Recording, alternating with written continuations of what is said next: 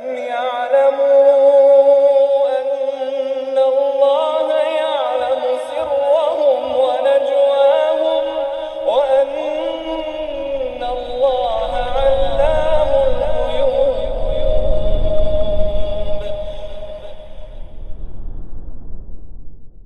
السلام عليكم ورحمة الله وبركاته.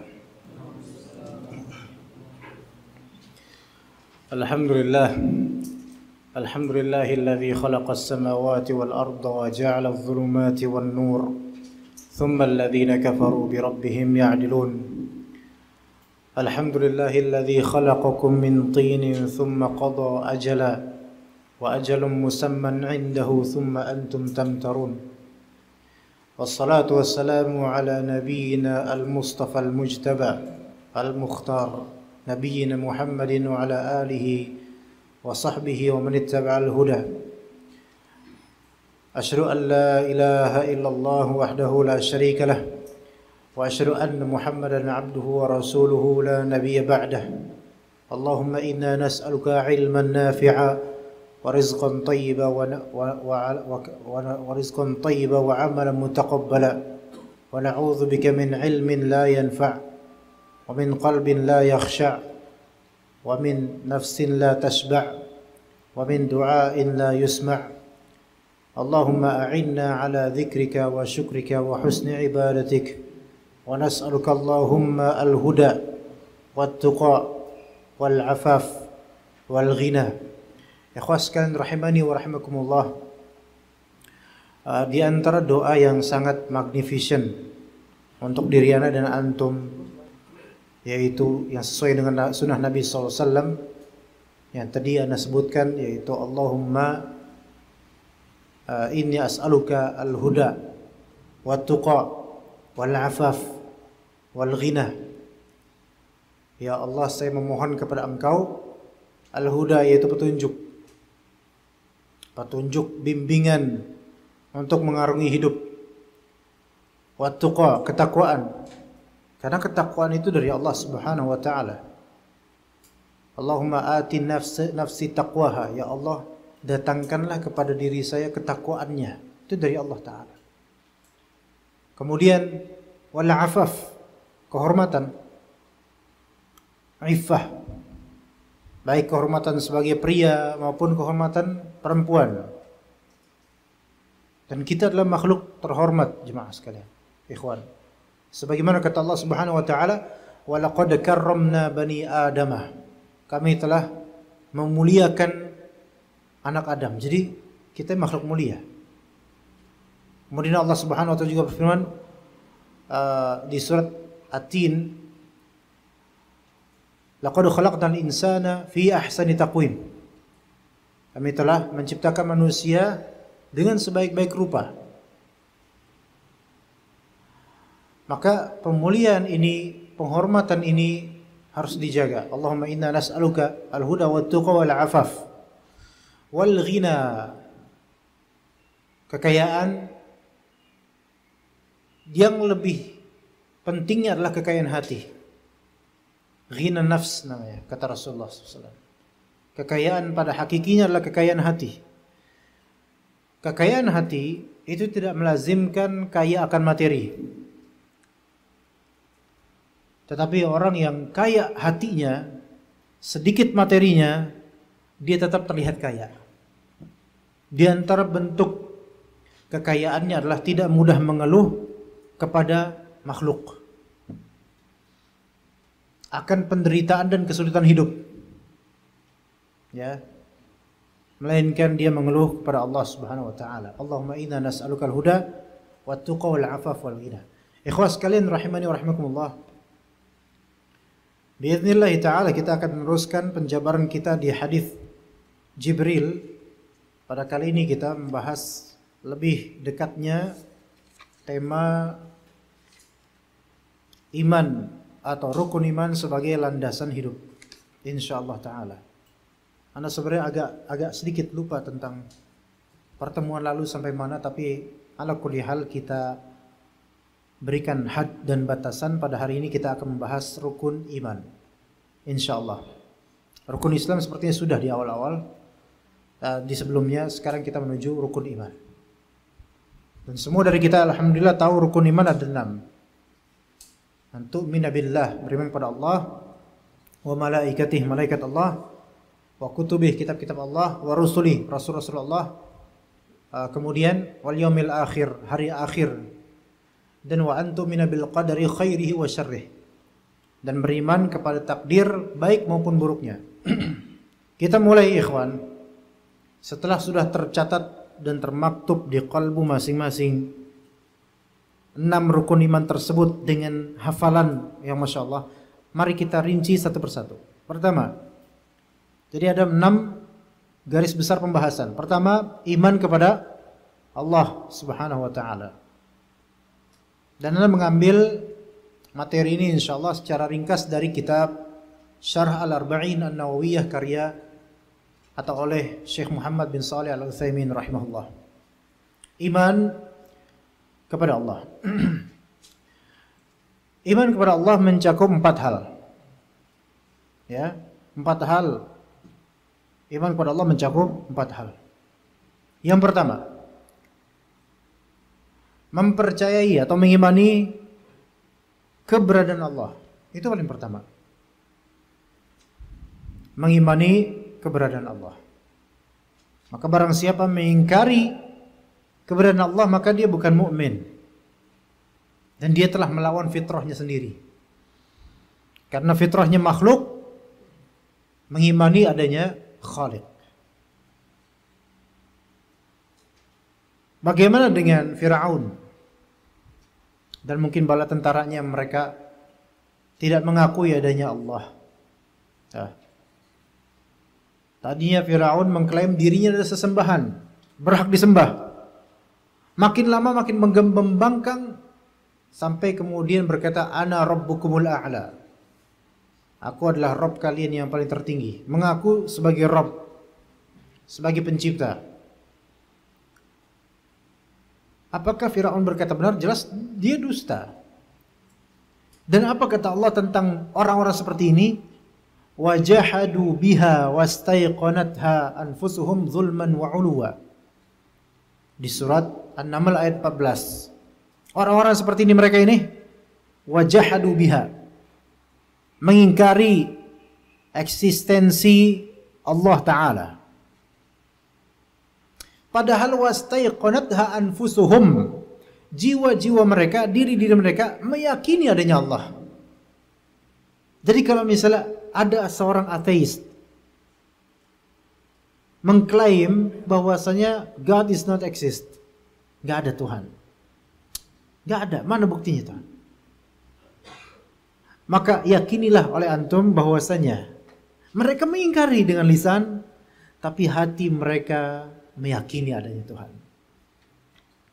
Yakin deh. Suatu ketika ada seorang guru sedang mengajar anak-anak, mungkin anak SD atau SMP. Ya, anak dihikayatkan oleh Syekh Umar As-Sa'id, seorang ulama, seorang alim dari Mesir. Ditanya sama gurunya nih. Ini gurunya nih ateis nih. Anak-anak, kalian lihat papan tulis nggak? Lihat Pak, gitu kan. Kalian lihat penghapus? Lihat. Spidol? Lihat. Berarti penghapus, spidol, papan tulis ada? Ada. Ya. Kalian lihat nggak Tuhan? Ayo jawabannya apa? Antum lihat nggak? Lihat Allah nggak antum? Jawab iya atau enggak? Kalau jawab iya, wah bahaya antum. Jawab enggak, nah udah pernah lihat Allah Ta'ala? Kalian lihat sekarang? Enggak Pak. Berarti katanya Allah tidak ada karena enggak kelihatan. Gimana jawabannya? Seorang murid berdiri, Pak mau tanya Pak? Ya sok silakan. Bapak lihat akal Bapak enggak? Enggak kelihatan. Berarti akal Bapak enggak ada. Berarti ke akal Bapak enggak punya akal. Apakah sebegitu polosnya orang-orang liberal dan ateis?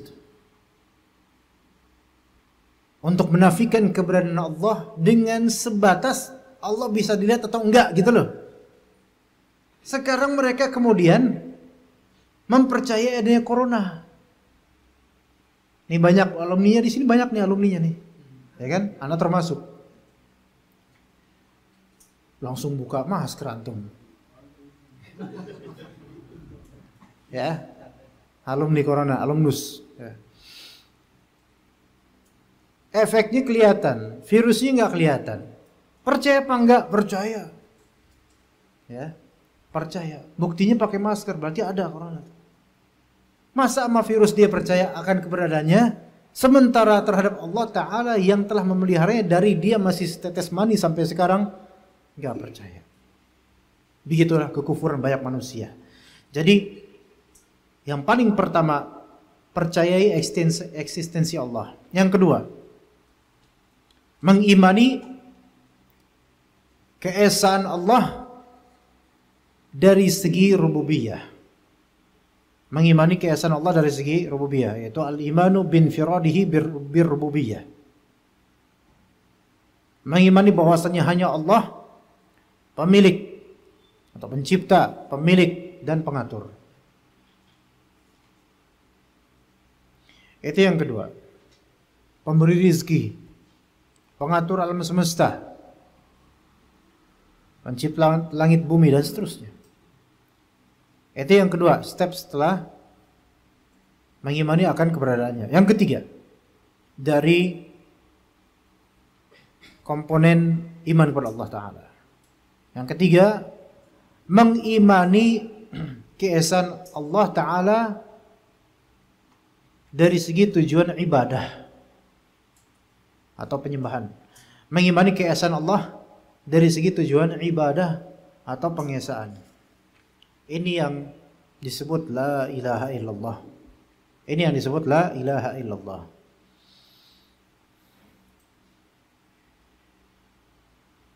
Otomatis yang ketiga ini kita tidak boleh berbuat syirik dari segi ibadah. Ibadahnya untuk Allah. Beramal soleh tujuannya untuk Allah. Tidak boleh bertawakal kepada selain Allah. Dan ini perkara yang menjadi masalah besar di keumuman kaum muslimin, baik secara global maupun individual. Yang keempat, dan ini terakhir dari iman kepada Allah Ta'ala, mengimani asma dan sifat Allah sesuai dengan akidah Ahlus Sunnah wal Jamaah, gitu aja. Mengimani asma yaitu nama-nama dan sifat-sifat Allah sesuai dengan akidah Ahlus Sunnah wal Jamaah. Kenapa harus diikat dengan kesesuaian akidah Ahlus Sunnah wal Jamaah? Kenapa harus diikat dengan kesesuaian terhadap akidah Ahlus Sunnah wal Jamaah? Dikarenakan tidak semua muslim benar dalam poin ini. Tidak semua muslim benar dalam poin ini. Baik. Ada karyawan baru Syekh Arif. Karyawan baru di sini siapa? Antum. Masya Allah. Coba Anda tanya antum. Anda nggak nguji antum, nggak bermaksud apa-apa. Insya Allah Allah angkat derajat antum. Insya Allah. Allah Ta'ala berkahi antum dan kedua orang tua antum. Orang tua masih ada? Semoga Allah Ta'ala panjangkan umur beliau-beliau. Anda tanya antum. Boleh Anda tanya? Ini barusan Anda tanya. Di manakah Allah? Jadi di atas ars. Ya, di atas langit paling tinggi, ya. Baik. Kenapa antum jawab begitu? Kenapa antum jawab Allah Ta'ala di atas ars? Kenapa? Tahu dari orang? Coba mana orangnya? Kasih tahu. Dari kajian. Alhamdulillah. Antum yakini itu atau cuman daripada nggak bisa jawab itu deh gitu. Tahu itu benar yakin itu yakin nggak tuh? Nggak tahu juga. Oh, ada palu nggak di sini? Tahu. Yakini bahwa saya betul Allah Ar-Rahman 'alal 'arsy istawa, bersemayam atau beristiwa di atas arsy. Nah, sebagian kelompok dari kaum muslimin mengatakan enggak. Kalau Allah mengatakan Allah di atas arsy, enggak, kata mereka. Apa kata? Allah Ta'ala enggak di atas arsy. Allah Ta'ala ada tanpa tempat, tanpa waktu, tanpa. Udah gitu. Enggak boleh ngomong Allah di atas arsy. Kenapa? Karena kalau di atas arsy berarti Allah bertempat dong. Nah, itu kan. Enggak. Mulai kan pakai logika, pakai ini itu. Padahal sudah jelas Allah di atas arsy, kata Allah Ta'ala. Dan juga Nabi SAW mengikrarkan itu. Maka mengimani sifat Allah, ketinggian Allah di atas arsy, itu merupakan konsekuensi dari iman pada Allah Ta'ala. Taib, sekarang siapa selain beliau murid baru, pegawai baru, ada lagi? Boleh anda tanya? Hati-hati ya, ini jawabannya salah, fatal nih. Ya, tapi tenang aja, tenang. Pernah dengar nggak faedah Allah Ta'ala turun ke langit dunia di sepertiga malam terakhir? Belum pernah? Oke. So, kasih tahu mas. Coba kasih tahu. Belum tahu juga? Kasih tahu sih. Belum tahu juga? Ya, kasih tahu.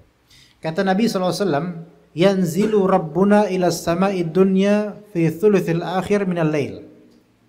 Itu. Paham kan? Enggak paham? Bahasa Arab ya. Rabb kita itu Allah turun ke langit dunia di sepertiga malam terakhir. Udah pernah dengar belum? Antum udah pernah dengar? Antum belakangnya udah pernah dengar? Kapan? Barusan. Iya, macam-macam. Iya, usia baru udah macam-macam. Oke. Rabb kita turun ke langit dunia di sepertiga malam terakhir. Yang baru tahu nggak masalah. Yang penting tahu sekarang. Ini termasuk bagian dari mengimani sifat Allah, yaitu nuzul, turunnya Allah ke langit dunia di sepertiga malam terakhir. Mungkin yang baru tahu kan bertanya-tanya, loh, gimana kok nggak boleh, kata para ulama, nggak boleh bertanya kebagaimanaannya, karena zat Allah, sifat Allah tidak bisa dikiaskan dengan kebagaimanaan sifat makhluk. Kalau misalnya antum turun dari lantai, ini kan lantai 2, turun ke bawah, tata caranya ada nggak? Tahu nggak antum tata caranya? Gimana caranya? Ya, tek ke bawah. Anda nggak tahu ke Ustadz nasihin gimana caranya turun? Lompat mungkin. Ya bisa lompat, fadol. Guling-guling, fadol. Itu cara manusiawi kan? Boleh nggak kita bertanya, Syekh, antum gimana caranya turun dari lantai 2? Boleh. Tapi tidak boleh kita bertanya bagaimana caranya Allah Ta'ala turun ke langit dunia. Kenapa? Karena tidak ada jawabannya. Tapi ada caranya, terserah Allah bagaimana. Cuman tidak ada jawabannya. Kenapa tidak ada jawabannya? Tidak ada di Al-Quran jawabannya. Tidak ada di Sunnah jawabannya. Hanya diberitahu oleh Rasulullah SAW secara global bahwasanya Allah Ta'ala turun ke langit dunia di sepertiga malam terakhir. Selesai. Imani saja. Sampai sini paham, ikhwan? Ini termasuk mengimani di antara sifat Allah Ta'ala. Gitu kan? Baik. Boleh Anda tanya siapa yang paling senior di sini, Syekh? Yang paling senior, yang dari awal, yang ahli kopi itu. Ya, owner jenggot, owner kopi jenggot, ya. Siapa yang namanya? Ada di Facebook itu. Anda belum upload fotonya. Agak Abu Bilqis, masya Allah. Masya Allah. Sebutkan nama Allah yang paling sering antum, yang paling ngena di hati antum. Jangan sebut Allah, yang lain, nama Allah yang lain selain lafaz jalalah Allah.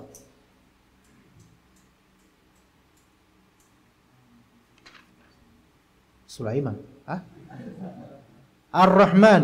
Taib, Ar-Rahman. Itu karena antum yakini itu nama Allah bukan? Taib. Ini satu. Antum lagi. Itu yang depannya murid baru juga? Kok nggak pakai seragam, beda sendiri? Bukan, dua ini aja. Antum lagi ya? Ya bagus. Kayak yang janggal-janggal kita tanya-tanya nih. Nama Allah selain lafal jalla Allah, nama lainnya yang sering antum ingat di hati antum. Al-Khaliq. Bagus. Belakangnya Ar-Rahim. Kenapa enggak Ar-Rahman? Enggak mau sama itu orang itu? Ar-Rahim. Ar-Razzaq. Iya. Paling sering dia. Ar-Rahman Ar-Rahim. At-Tawwab. Banyak dosa ini. Bagus. At-Tawwab. Kenapa kok At-Tawwab? Kok beda sendiri? Ini Ar-Razzaq kan? Masya Allah. Manusia atau antum? Manusia. Ya baguslah kalau ngakuin itu. Ketika kita sering mengingat nama-nama tertentu, itu menunjukkan sebenarnya kebagaimanan kita, ya kan? Sebenarnya. Dan masih syukur ingat nama-nama tersebut. Nah, ketika kita berdoa, misalnya beliau nih, Syekh Arif, ya Tawwab, wahai yang menerima taubat, ampuni dosa saya. Itu kan harus mengimani bahwasanya Allah benar-benar mengampuni dosa gitu loh. Beliau bilang apa? Tadi apa ya? Antum al-Khaliq. Ar-Rahmanir Rahim. Maha pengasih, Maha penyayang. Butuh kasih sayang Allah Ta'ala. Ketika berdoa ya Rahman ya Rahim, harus betul-betul yakini bahwasanya Allah bisa merahmati dan menyayangi. Begitu juga Razzaq, begitu juga Khaliq, begitu juga dengan Ar-Rahim, begitu juga dengan Ar-Rahman. Iya. Dan itu termasuk bagian iman kepada Allah Ta'ala. Dan ketahuilah bahwasanya inna lillahi tis'an wa tis'ina isman. Allah Ta'ala memiliki 99 nama yang tercantum dalam Al-Quran dan Sunnah. Faman ahsaha dakhala al-jannah. Siapa yang menghimpunnya, menghafalnya dan mengamalkan konsekuensinya masuk surga dia. Ada beberapa kitab yang membahas asma wa sifat. Yang Anda rekomendasikan misalnya kitab yang mudah ya, Fiqih Asmaul Husna, karya warna biru dia, karya Syekh Abdul Razzaq. Terjemahannya ada. Itu bagus banget itu. Baca. Ya, antum selesai kerja, pulang baca buku. Ya, baca Fiqih Asmaul Husna. Itu sangat penting, ikhwan. Ya. Lanjut kita menuju ke iman kepada apa sekarang, ikhwan? Yang kedua kepada malaikat, iman kepada malaikat. Wa malaikatih, beriman kepada malaikat.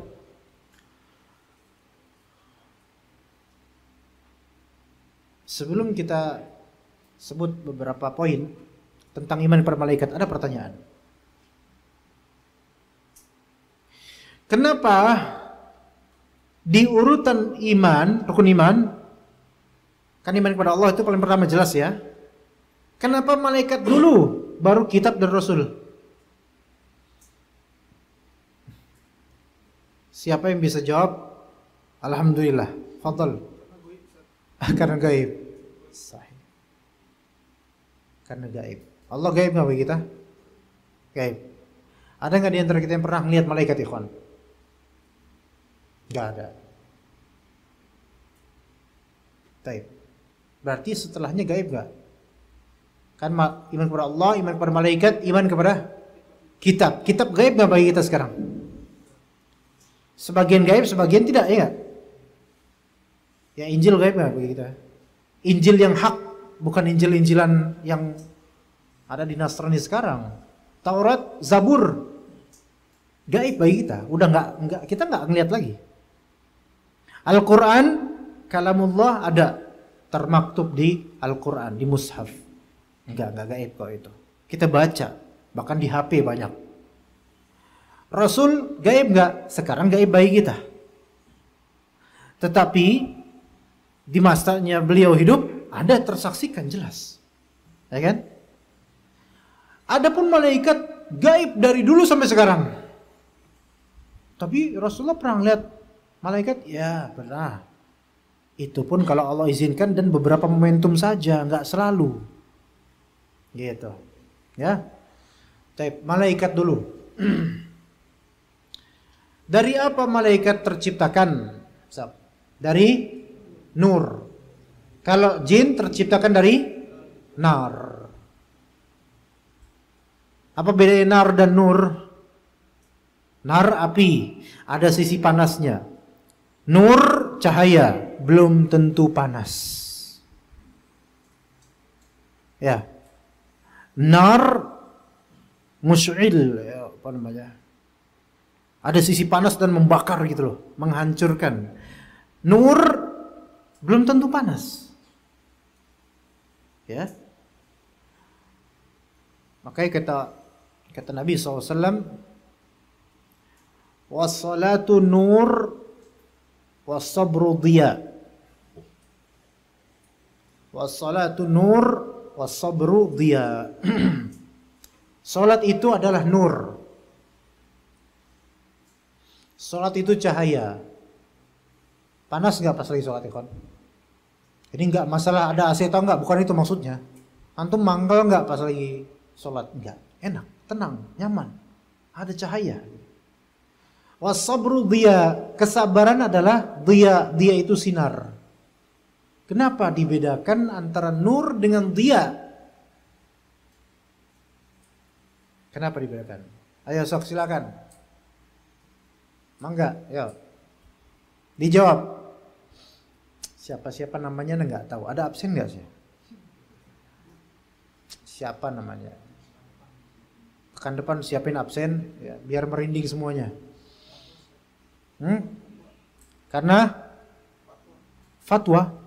Oh iya, ada yang namanya fatwa. Mana fatwa? Ayo, kiper kita. Mana fatwa? Masya Allah. Ayo, Syekh fatwa. Antum waktu itu satu tim mana ya? Oh iya. Coba fatwa.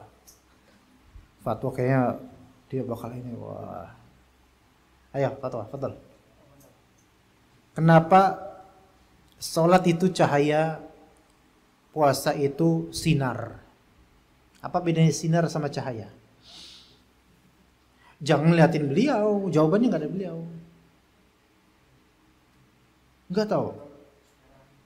Wallahu a'lam bishawab. Assalamualaikum warahmatullahi wabarakatuh. Atau tunjuk yang lain selain beliau. Ayo. Yang belakang-belakang itu kayak bagus itu. Tunjukin aja. Samping.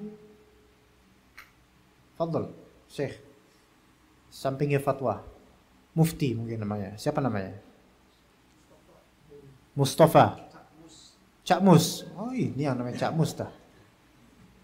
Gus Mus ini kayaknya. Ayo Cak Mus. Syekh Mustafa, apa bedanya sinar sama cahaya?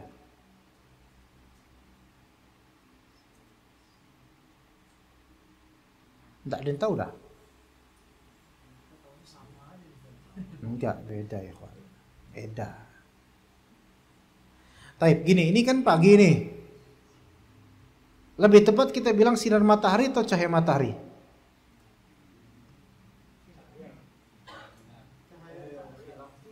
Khilaf di antara juhala. Sinar matahari. Kalau bulan cahaya rembulan ya enggak? Itu yang lebih tepat. Kenapa gitu?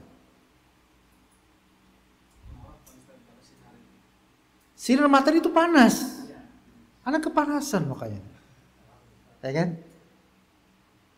Kalau cahaya bulan panas enggak? Enggak. Oke. Gitu. Lampu seperti ini sinar yang lebih tepat. Coba yang belajar fisika dulu tahu tuh. Nah, sholat itu cahaya. Sabar itu adalah sinar. Antum kalau sabar kayak menggenggam hal yang panas enggak? Panas. Bukankah begitu fatwa? Iya. Udah jadi kiper, udah bagus-bagus, kejebolan lagi. No, sabar tuh. Panas rasanya. Kata Allah, wasta'inu bisabri wassalah. Ya enggak? Kalian carilah pertolongan, bantuan dengan cara sabar lalu sholat. Sabar duluan baru sholat. Kenapa sabar duluan? Karena kalau antum sholat nggak pakai sabar, panas sholat antum. Iya, harus sabar. Kalau udah sabar terus sholat, enak sholatnya. Karena sabar itu menahan hal yang panas sehingga sholatnya adem. Nah begitu ikhwan. Itu bedanya nar dengan nur. Makanya jin itu terbuat dari api. Kadang-kadang antum melihat bekas-bekas api jin. Kalau misalnya jin baru nampak, hilang dia terus masih ada bekas-bekas apinya, yaitu panas. Tapi malaikat tidak, malaikat cahaya, tidak ada sisi panasnya. Baik, kemudian malaikat tidak membutuhkan makan dan minum, dan keimanan kepada malaikat mencakup beberapa hal. Kita sebut cakupannya cukup 2 aja. Yang pertama, mengimani nama-nama yang kita tahu. Mengimani nama-nama yang kita tahu saja. Dan itu taunya dari dalil. Kalau nggak ada dalilnya, ya jangan diimani. Ya, mengimani nama-nama yang kita tahu. Jibril misalnya. Dengan beragam atau varian bahasanya. Karena Jibril ini, nama Jibril dalam beberapa logat itu beda. Ada Jibril, ada Jibrail, ada Jabril. Kayaknya kalau orang barat Gabriel, Jabril. Bahasa kita Gabriel, nyebutnya Gabriel. Jibrin, Jibrin itu Jibril. Dan lain-lainnya ada beberapa. Mikail juga ada. Michael, itu dari barat juga, dia dari bahasa, mungkin bahasa dulunya, logat dulunya. Ya. Hah? Apa tadi? Dan malaikat-malaikat lainnya. Kalau ada nama-namanya kita imani. Adapun malaikat Israfil, apakah itu namanya atau bukan? Nah itu di antara ulama khilaf. Nah. Kemudian malaikat maut Israel, siapa? Israel. Yang lebih tepat tidak dinamakan Israel. Cukup antum sebut malakul maut, malaikat kematian. Imani itu. Ya. Malaikat yang mencatat amal di dekat kita ini masing-masing. Ada? Ada.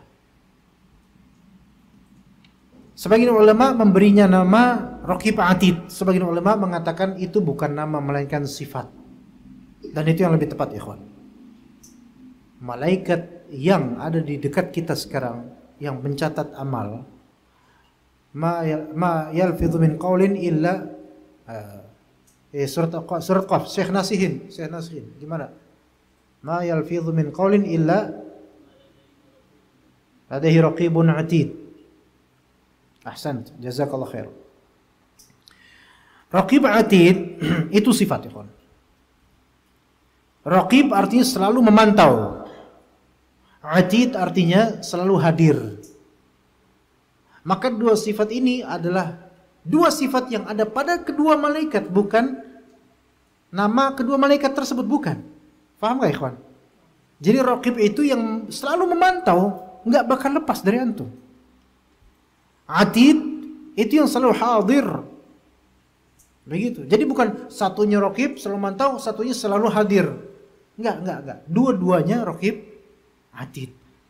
Nama mereka, ya udah antum sebut aja mereka malaikat pencatat amal, udah selesai. Begitu ya. Nah, ini kita imani. Kemudian yang kedua, setelah mengimani nama-nama yang kita tahu, dan sifat-sifatnya, mengimani pekerjaan mereka, amalan mereka. Tapi itu pun sesuai dengan dalil. Kalau antum nggak tahu ya nggak usah diimani. Ya. Misalnya malaikat Jibril tugasnya menyampaikan wahyu. Nah, itu. Misalnya malaikat Mikail sebagai perwakilan untuk hujan, tumbuhan, misalnya. Israfil, dan itu pendapat yang lebih tepat adalah nama, ya. Itu yang mengurusi sangkakala nanti. Dan seterusnya kalau misalnya ada dalil lain yang menyebutkan itu. Dan ada dalil juga malaikat pencatat amal yang silih berganti di waktu asar dan waktu subuh. Ada yang naik, ada yang turun ke langit, dari langit ke bumi untuk shift-shiftan kalau bahasa kita. Ya. Itu. Ada dan seterusnya, masih ada beberapa dalil yang menunjukkan itu. Wajib. Kemudian ya ikhwan, setelah malaikat apa? Kitab. Kitab-kitab Allah Subhanahu wa taala. Bagaimana kitab-kitab Allah taala? Dan dikatakan oleh para ulama bahwa tidaklah ada seorang rasul melainkan pasti Allah taala wahyukan kepadanya kitab. Rasul, semua rasul. Bedanya rasul dengan nabi di antaranya itu. Nabi lebih umum dari para rasul. Rasul lebih spesial, lebih khusus dibandingkan nabi. Dan di antara perbedaannya adalah rasul itu pasti diberikan kitab. Tahu atau tidaknya kita diberikan kitab mereka. Adapun nabi ada yang iya, ada yang tidak. Karena sebagian nabi adalah rasul gitu. Maka kata Allah Subhanahu wa taala, wa anzalna ilaikal kitaba bil haqqi musaddiqan lima baina yadayhi minal kitabi wa muhaiminan alaih. Dan kami telah menurunkan kepada engkau Alkitab dengan hak, dengan benar, yang membenarkan kitab-kitab sebelumnya, dari kitab samawi sebelumnya, Injil, Taurat, Zabur sebelumnya. Wa muhaiminan alaih, dan Al-Quran ini sebagai kitab yang menguasai seluruh kitab. Jadi kalau udah ada Al-Quran, kitab lain nggak perlu. Kalau antum sudah pegang Al-Quran, antum nggak perlu Injil. Karena apa yang ada Al-Quran itu sudah mencakup apa yang ada di Injil, Taurat, Zabur, dan lebih dari itu semua. Maka apa yang kita punya di Al-Quran ini, itu melebihi seluruh kaum. Anda tadi pagi, ikhwan, kajian fiqhul ad'iyah wal azkar. Udah ada live streamingnya, udah terekam tuh, antum tinggal lihat atau di Facebook atau di YouTube. Tapi nanti pas habis kerja, itu Anda jelaskan, di situ ada penjelasan keutamaan umat ini dibandingkan dengan umat-umat sebelumnya. Ya. Jadi umat-umat sebelumnya ibarat 70 umat, kita satu umat, dan kita lebih afdol daripada keseluruhannya. Dan kata Nabi SAW, permisalan antara kalian dengan umat-umat sebelumnya seperti ini nih. Ada seorang pria mempekerjakan para pekerja dari awal hari sampai akhir hari, dari subuh sampai maghrib. Bosnya ini, pria ini bilang, siapa di antara kalian yang mau ditugaskan dari sekarang awal hari sampai setengah hari, ibaratnya dari subuh sampai zuhur kerja. Maka kalau udah bisa, dia dapat 1 qirat, ada ganjarnya 1 qirat. Saya Pak, gitu kan. Maka itu ibarat Yahudi. Kemudian ditanya lagi bosnya, siapa di antara kalian yang mau bekerja dari zuhur sampai asar dan dapat ganjaran 1 qirat, sama seperti ganjaran Yahudi tadi? Saya Pak. Itu kayak Nasrani. Paham gak maksudnya, ikhwan? Ada analogikan ke sini nih ya. Siapa di antara antum yang mau bekerja di awal subuh sampai zuhur? Baris pertama bilang, ana Ustaz. Taib. Ana bilang, enggak bilang antum Yahudi semua, enggak. Antum dapat ganjaran 500.000, oke? Oke Pak. Wah, 500.000, Masya Allah, Alhamdulillah. Bener Pak, sehari 500.000, bener. Dibagi 5. Oke, 500.000. Oke. Siapa yang mau kerja shift dari zuhur sampai asar? Baris kedua, ana Ustaz, tafadhol. Antum zuhur sampai asar 500.000. Sama gak gajinya dengan yang pertama? Sama. Durasinya beda. Taib, siapa yang mau kerja? Sisanya ini orang-orang belakang nih. Udah, antum sisanya deh.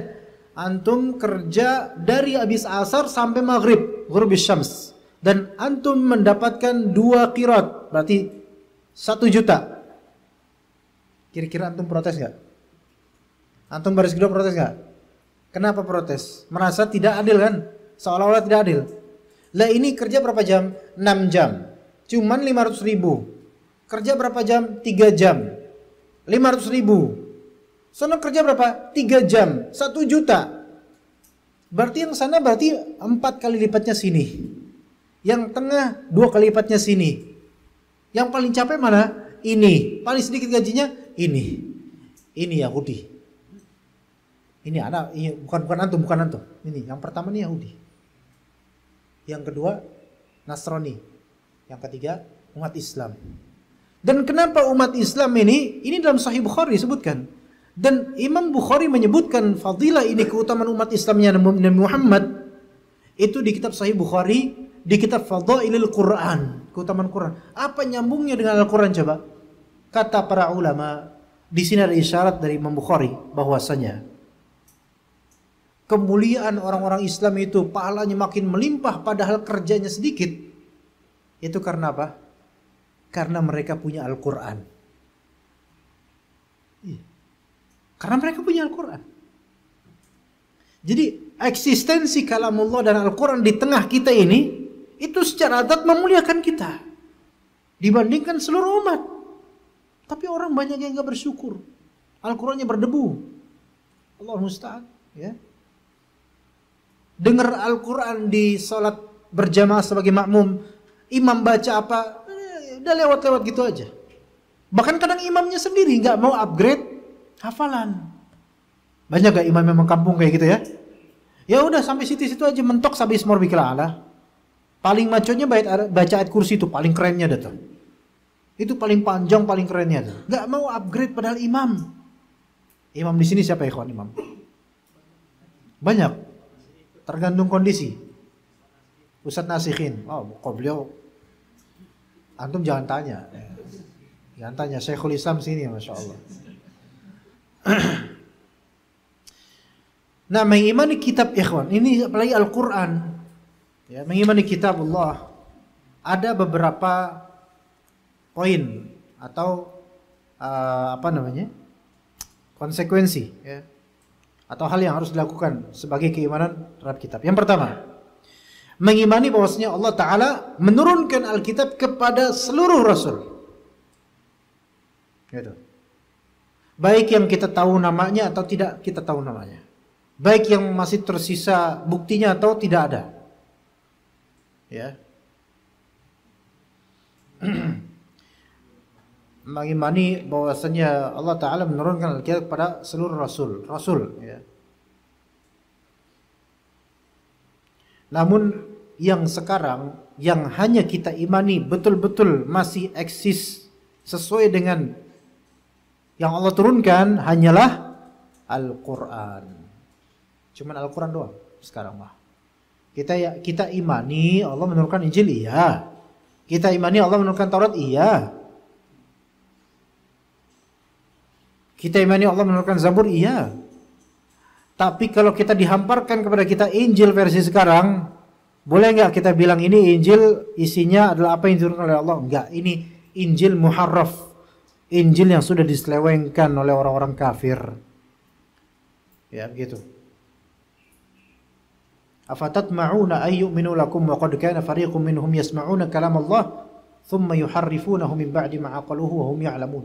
Jadi mereka itu menyelewengkan kitab Allah yang sekarang Taurat, Injil, Torah atau Bible itu memang kita katakan pada asalnya itu kalam Allah. Tapi sekarang sudah bercampur dengan tangan-tangan kotor. Maka jangankan mengimani ya kawan, membacanya aja nggak boleh. Nggak boleh kita baca itu. Antum membaca kitabnya ahlul bid'ah, kitabnya orang sesat ini nggak boleh. Apalagi membaca kitab suci agama lain yang di situ sumber hukum mereka yang menyesatkan. Bukan karena kalam Allah menyesatkan, bukan. Tapi karena sudah diubah-ubah oleh orang-orang jahat. Yang kedua, mengimani keabsahan khabar dalam Al-Quran. Bahwasanya khabar dalam Al-Quran betul adanya. Baik yang dijabarkan global maupun terperinci, wajib kita yakini akan hak betulnya dia. Itu khabar. Kemudian mengimani, yang ketiga, mengimani hukum-hukum syariat di dalam Al-Quran. Mengimani hukum-hukum syariat di dalam Al-Quran.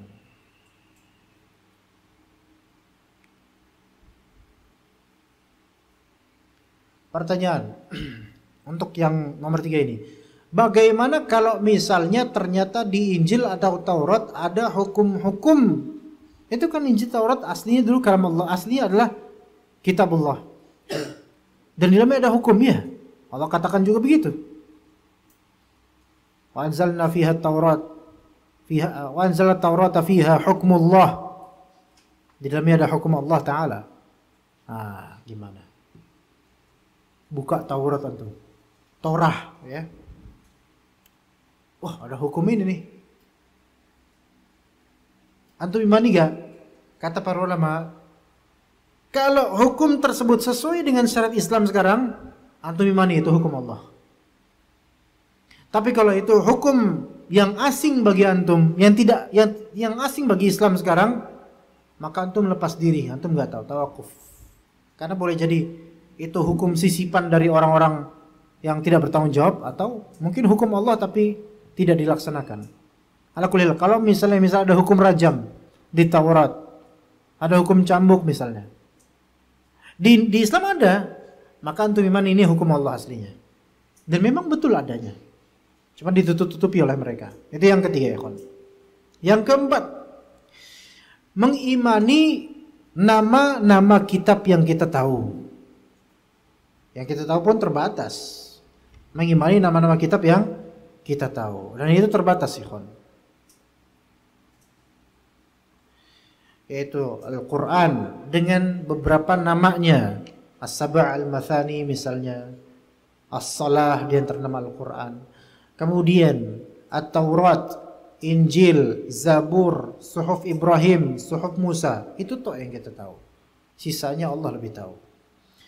Baik, kemudian yang berikutnya warusulih, dan beriman kepada para rasulnya.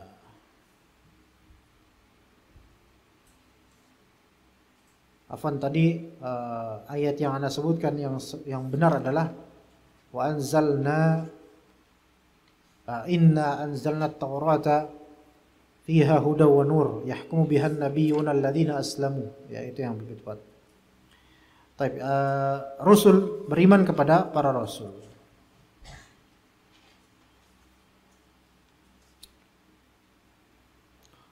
Jadi ada yang namanya nabi, ada yang namanya rasul, ikhwan. Ya, ada yang namanya nabi, ada yang namanya rasul. Di antara perbedaannya adalah rasul itu pasti memiliki kitab. Nabi belum tentu. Itu satu. Kedua, rasul biasanya memiliki syariat tersendiri, sedangkan nabi mengikuti syariat sebelumnya. Gitu. Ya. Rasul biasanya memiliki syariat tersendiri, adapun nabi hanya meneruskan syariat sebelumnya. Ya, dan perbedaan ketiga, seluruh rasul pasti nabi, tapi tidak semua nabi adalah rasul. Nabi Muhammad nabi atau rasul? Nabi dan rasul. Nabi Adam nabi, bukan rasul. Ya. Nabi Nuh nabi dan rasul. Nabi Yunus, ayo, dalam Al-Quran disebut rasul beliau, nabi dan rasul. Ya, taib. Beriman kepada rasul. Ada hadis dhaif tapinya.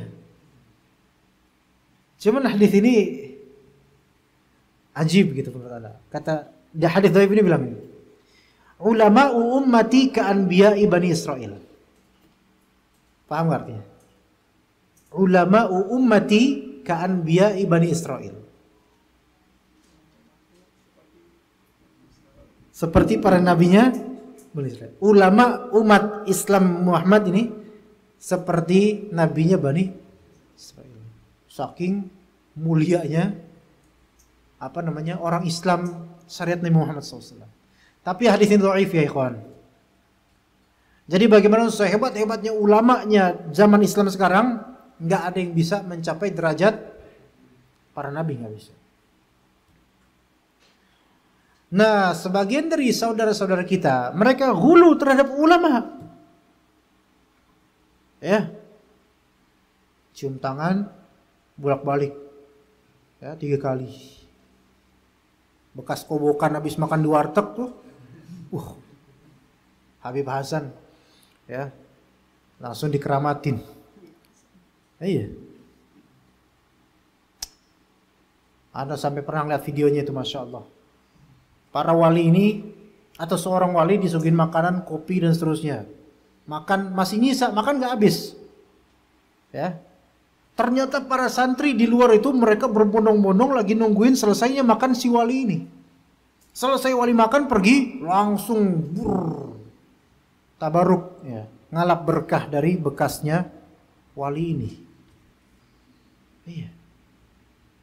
Kalau nabi, para nabi benar berkah secara zat. Tapi orang selain nabi, sesoleh apapun dia, tidak berkah secara zat walaupun soleh. Ingat, berkah secara zat itu berarti apa? Zatnya berkah, tubuhnya berkah. Kita nggak ada yang kayak gitu. Keberkahannya di mana kita? Di amal soleh. Di amal soleh. Makanya kalau harta itu berkah, bukan zat hartanya berkah sehingga koin ini berkah nih, antum pegang bisa pindah berkah ke antum. Enggak, bukan itu. Enggak, bukan itu. Melainkan dia apanya berkahnya? Penggunaan hartanya. Itu di situ. Ya enggak? Antum misalnya nih bekerja sini. Ya. Dapat rotib syahri, gaji sebulan sekian, tanggal sekian gajian. Di sini tanggal berapa gajiannya, kawan? Akhir bulan bukan? 15. Wah, ajaib itu. Kalau nggak ada tanggal 30 berarti bulan Februari gaji sekali doang dong. Itu bagus sih, jadi stabil keuangannya memang. Iya, jadi nggak ada tanggal tua ya. Iya, masya Allah. Tanggal 15 gajian, berkah itu dari 1 sampai 15 antum diligent. Ya masya Allah, berkah insya Allah. Gajian dapat rotib syahri 2 juta misalnya. Tanggal 15 ambil 2 juta. Wah, berkah nih harta. Pertanyaannya, ini berkah di duit 50 lembarannya atau berkah di amalannya? Di amalannya ya kawan. Bukan zat duitnya. Kalau zat duitnya berarti antum pegang, berkahnya pindah ke antum. Enggak, bukan di zat duitnya. Itu hanyalah duit biasa. Berkahnya adalah di niatannya, di amalannya. Itu berkahnya. Seperti itu ya kawan. Ya. Maka kalau para rasul ini mereka secara zat berkah, kita enggak. Nah, sekarang mereka sudah wafat kecuali Nabi Isa alaihissalam. Tadi kita ke mana ya? Rasul sekarang ya? Iya, oke. Beriman kepada para rasul ada keserupaan dengan beriman kepada kepada kitab-kitab. Konsekuensinya pertama apa?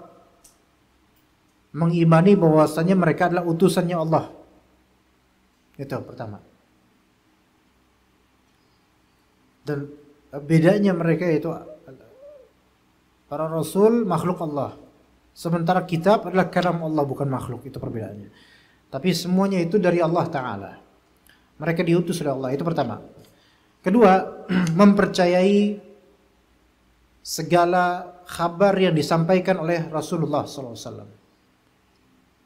Kabar yang disampaikan oleh Rasulullah SAW kita percaya total. Selama hadis itu sahih. Kemudian ketiga, mempercayai atau mengikuti hukum yang disebutkan oleh Rasul.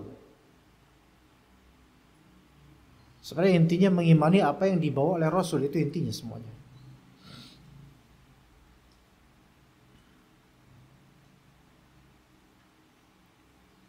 Yang keempat, mengimani namanya yang kita ketahui. Mengimani nama yang kita ketahui.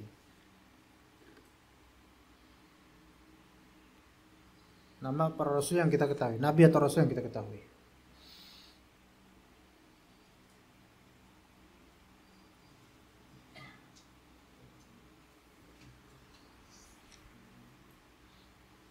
Kemudian ya ikhwan, yang kelima iman apa ya? Kepada hari akhir. Mengimani hari akhir. Mengimani hari akhir, kita tahu di sini ada beberapa cakupan.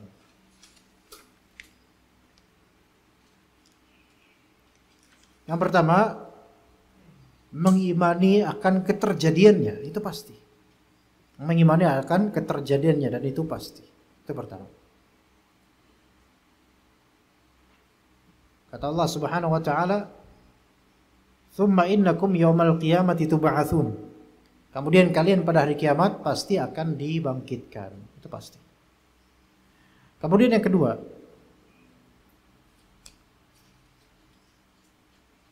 mengimani segala sifat kiamat yang disebutkan dalam Al-Quran dan As-Sunnah. Setelah mengimani eksistensinya kelak, juga wajib mengimani segala sifat kiamat yang disebutkan dalam Al-Quran atau hadis. Di antaranya misalnya kalian dibangkitkan dalam keadaan telanjang. Itu imani, karena Nabi SAW menyebutkan itu. Mengimani bahwa bumi akan diguncang, iya, itu juga sifat. Mengimani bahwa matahari akan dilipat, iya. Mengimani bahwa gunung-gunung akan berseliweran kemana-mana, iya. Ya. Ketiga, mengimani segala komponen di hari akhir. Bukan sifat, tapi komponen di hari akhir, seperti telaga, syafaat, sirat, surga, neraka, dan seterusnya. Itu kan komponen itu. Apa-apa yang ada di hari akhir dari makhluk. Ya.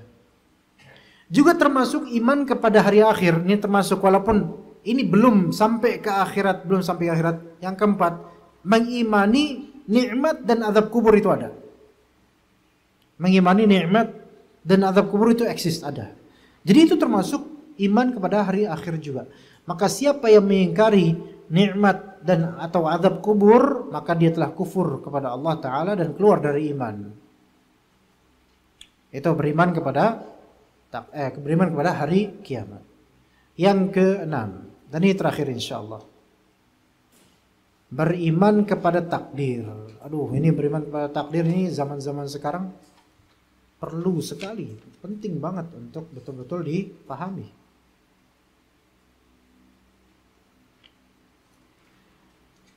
Beriman kepada takdir Allah, baiknya maupun buruknya, dan pada hakikatnya semua takdir Allah dari segi perbuatan Allah mentakdirkan itu semuanya baik. Adapun yang buruk itu hanyalah apa yang ditakdirkan, bukan perbuatan takdir oleh Allah Subhanahu wa taala. Beriman kepada takdir ada 4 martabat, 4 tingkatan. Pertama, ilmu. Kedua, tulisan.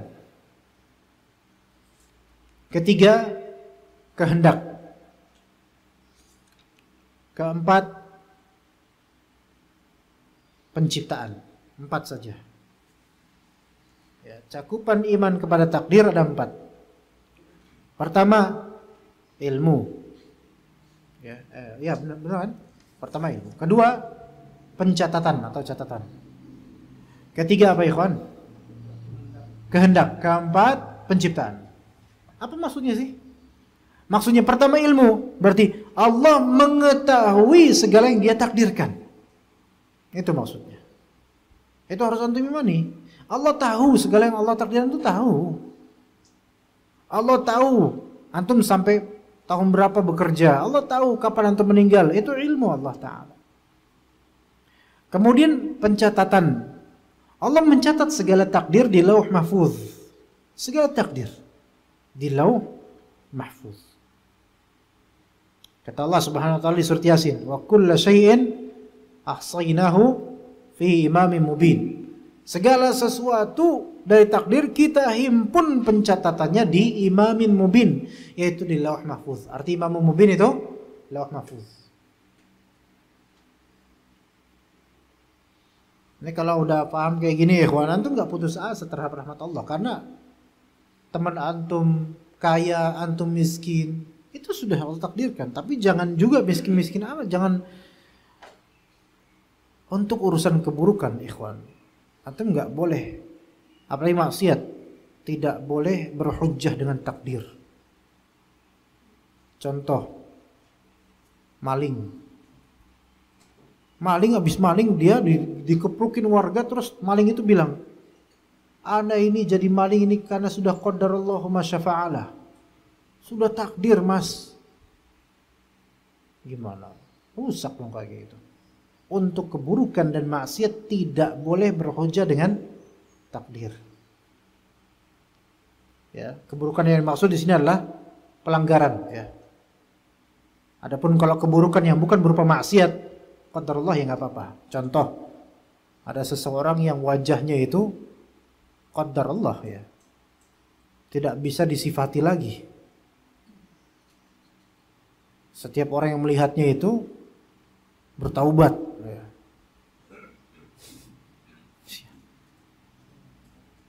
Terus dibilang qadarullah, saya sudah seperti ini, wajahnya nggak bisa diubah. Nah, ini boleh seperti itu. Tapi kalau untuk keburukan maksiat nggak boleh. Ya, jadi yang pertama apa tadi? Ilmu Allah. Kedua, pencatatan dalam lauh mahfuz. Ketiga, kehendak. Ketahuilah bahwa segala yang Allah takdirkan itu sesuai kehendak Allah, nggak bakal meleset. Nggak bakal meleset. Dan yang keempat, tanfiz, yaitu Allah Ta'ala penciptakan apa yang Allah takdirkan itu. Jadi segala yang terjadi pada diri kita atau di semesta ini, pertama, sudah Allah tahu. Kedua, sudah Allah catat. Ketiga, sudah Allah Ta'ala kehendaki. Keempat, memang sudah Allah ciptakan begitu. Maka kalau antum dapat jodoh soleha betul, cantik betul, tapi qadarullah misalnya bau badannya nggak enak, gitu loh.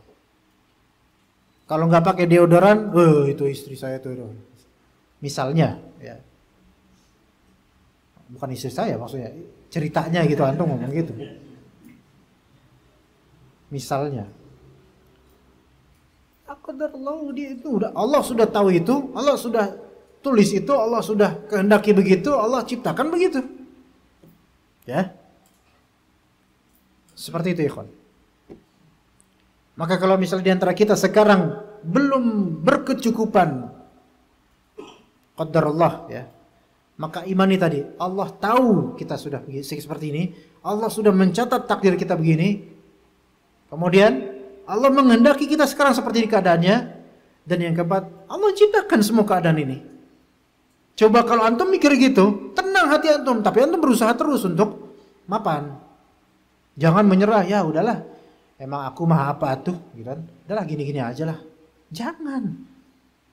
Al-mu'minul qawi ahabbu ilallahi minal mu'minid dha'if. Orang beriman yang kuat di sini kuat imannya, kuat azamnya, kalau bisa kuat fisiknya.